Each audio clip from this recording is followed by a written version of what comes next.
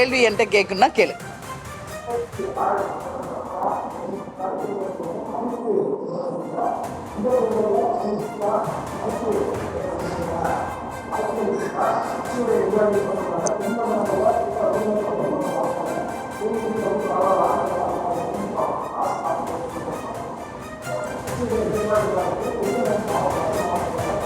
இல்ல, தனித்து போட்டியிடுமா தேமுதிக? அதான் உங்க கேள்வி.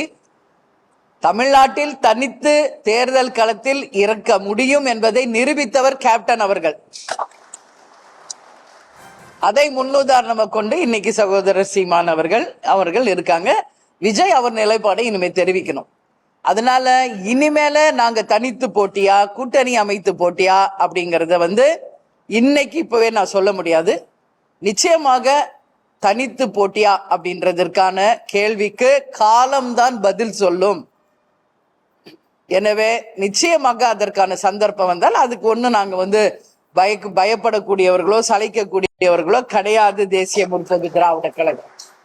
ஏன்னா எத்தனையோ தேர்தல்களை, எத்தனையோ இடைத்தேர்தல்களை தனியாகவே களம் கண்டவர்கள். அதனால நாங்க எல்லாத்துக்கும் தான் ரெடியா இருக்கோம், அதுல மாற்றுக்கிறது கிடையாது. அதனால அதுக்கான நேரம் காலம் வரணும், அதுக்கான காலம் பதில் சொல்லும் என்பதை மட்டும் இந்த நேரத்தில் தெரிஞ்சு.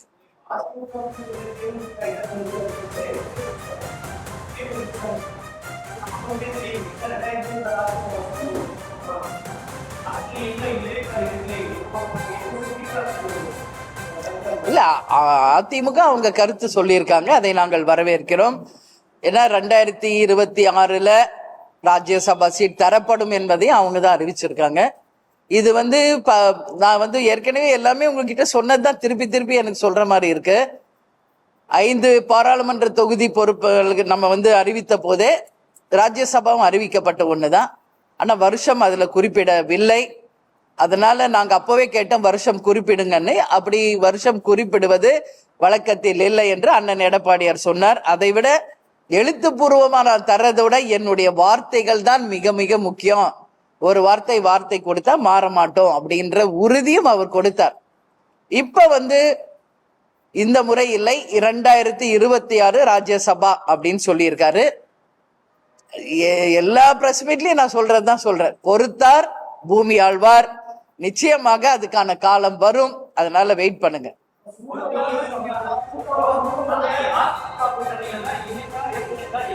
அதுதான் நான் சொல்றேன்ல, இன்னைக்கே உங்க கேள்விக்கு இந்த நிமிஷம் இப்பவே நான் பதில் சொல்ல முடியாதுன்றது நான் தெளிவா சொல்லிட்டு இருக்கேன்.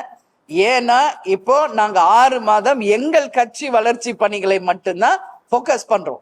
எவ்வளவு வாட்டி உங்களுக்கு சொல்லிட்டேன். எதுக்காக இன்னைக்கு ஆலோசனை கூட்ட கட்சியில யோசிச்சு பாருங்க. 234 தொகுதிகளிலுமே எங்களுடைய நிர்வாகிகளை அழைத்து கட்சியின் வளர்ச்சி, அடுத்த கட்ட நகர்வை பற்றி அவர்களிடமும் நாங்கள் ஆலோசனை கேட்டு எங்கள் ஆலோசனைகளையும் அவங்களுக்கு கொடுத்து கட்சி வளர்ச்சியை நோக்கி நாங்கள் செல்கிறோம். அப்படி இருக்கிறப்போ இன்னைக்கு இந்த நிமிஷமே யார் கூட்டணின்றது எங்களால் இப்போ உடனே தெரிவிக்க முடியாது. நிச்சயமாக வெகு விரைவில் அதுக்கான நேரம் வரும்போது உங்களுக்கு அறிவிக்கிறோம்.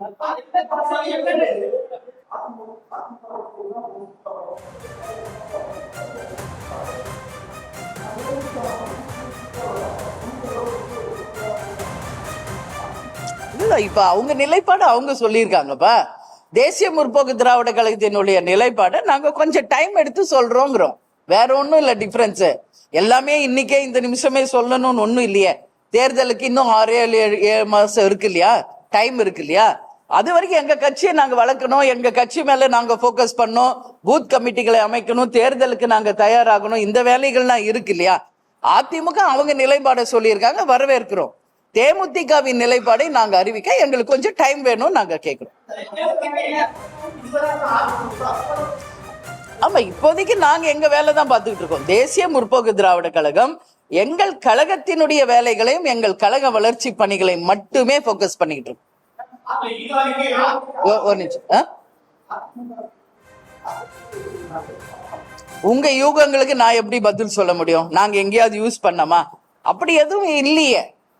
அவங்க நிலைப்பாடு அவங்க அறிவிச்சிருக்காங்க. எங்க நிலைப்பாடு எங்களுக்கு ஒரு 6 மாசம் டைம் வேணும்னு நாங்க கேட்கிறோம். அது வரைக்கும் எங்க கட்சி வளர்ச்சிக்கு எங்கள் கழகத்தினுடைய எல்லா இடத்திலையும் எங்களுடைய நிர்வாகிகளை கலந்தாலோசிச்சு அந்த வளர்ச்சி பணிகளுக்கு நாங்க போக்கஸ் பண்றோம்.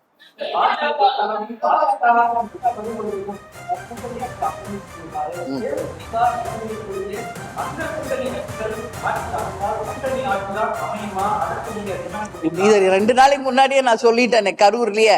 அப்படி கூட்டணி ஆட்சி அமைந்தால் வரவேற்கக்கூடிய ஒரு விஷயம் தான், தப்பு ஒண்ணும் கிடையாது.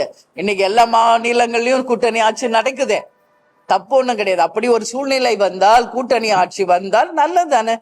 எல்லா அதிகாரம் ஒரே மையத்துக்கு போறதுக்கு பதிலு பகிர்ந்து அளிக்கப்படும் பொழுது மக்களுக்கும் நாட்டுக்கும் நல்ல விஷயங்கள் நிறைய நடக்கும். அப்படி ஒரு சூழ்நிலை வந்தால் வரவேற்கத்தக்க ஒரு விஷயம்.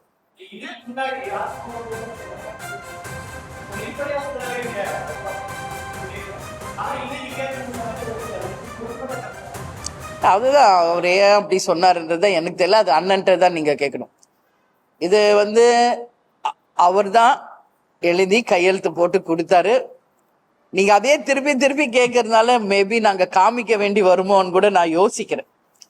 நாங்க ஏன் இது வரைக்கும் அதை காமிக்கலன்னா, நாகரிகம் கருதி, அரசியல் மாண்பு மரியாதையை கருதி இன்னைக்கு வரைக்கும் நாங்க அந்த ஷீட்டை உங்ககிட்ட காமிக்கல. ஏன்னா நாங்க மிகப்பெரிய அளவுல அரசியலில் நாகரிகத்தையும் கடைபிடிக்கணும். ஏன்னா எங்க கேப்டன் எங்களை அப்படிதான் வழி நடத்தி கொண்டு வந்திருக்கார். அவர் வழிதான் எங்க வழி. அதனால அவங்க தேர்தல் போதே நாங்க அங்க அதிமுக ஆபீஸ்லயே நான் கேட்டேன், அண்ணா இன்னைக்கே இதை காமிச்சிடலாம் அறிவிச்சிருவோன்னு. அப்ப அவர் சொன்னார், இன்னைக்கு வேண்டாம், தேர்தல் நடந்து கொண்டிருக்கு, தேர்தல் முடியட்டுமா அதுக்கப்புறம் சொல்லலாம் அப்படின்னு அவர் சொன்னார். இங்க தலைமை கழகத்திற்கு அண்ணன் எடப்பாடியார் வந்தப்ப கூட நான் என்ன சொன்னேன், நிச்சயதார்த்தம் முடிஞ்சிருச்சு, தேதி தான் அறிவிக்கிறோம்னு ஏன் சொல்றேன், ஏன்னா அவங்க கொடுத்துட்டாங்க, அதுதான் நான் சொன்னேன். பட் கொஞ்சம் வெயிட் பண்ணுங்கம்மா, இப்ப வேணான்னு அவர் சொன்னதுனால அன்னைக்கு நாங்க அறிவிக்கல. அப்புறம் அவரே நாங்க எப்ப சொன்னோம், யார்கிட்ட சொன்னோம், யாரோ சொல்றதுக்கு நாங்க எப்படி பொறுப்பாகும் அப்படின்றதுதான் கடைக்கோடி தொண்டர் வரைக்கும் அனைவருக்குமே ஒரு மிகப்பெரிய ஒரு அதிர்ச்சியை ஏற்படுத்திச்சு. அது உண்மை, அது இல்லைன்னா அவங்க மறுக்க முடியாது. அது அப்புறமா கேட்கும்போது அவங்க மினிஸ்டர்ஸ் எல்லாம் உடனே எல்லாரும் லைன்ல வந்துட்டாங்க. அடுத்த நிமிஷம் வந்துட்டு அவர் ஏதோ டென்ஷன்ல இருந்தாரு, பிரஸ் மீட்ல ஏதோ சொல்லிட்டாரு, அதை நீங்க மனசுல வச்சுக்க வேணாம் அப்படின்னு இமிடியேட்டா அவங்க அதுக்கான விளக்கத்தையும் சொல்லிட்டாங்க. அதுக்கப்புறம் நாங்க அதை பத்தி பெருசு பண்ணல. அதனாலதான் நான் சொல்றேன், இப்ப அவங்களாகவே 2026 தரப்படும் அவங்களாதான் சொல்லியிருக்காங்க. அதுதான் நான் சொல்றேன், பொறுத்திருந்து பார்ப்போம். நான் சொல்றதுக்கு காரணம் அதுதான்.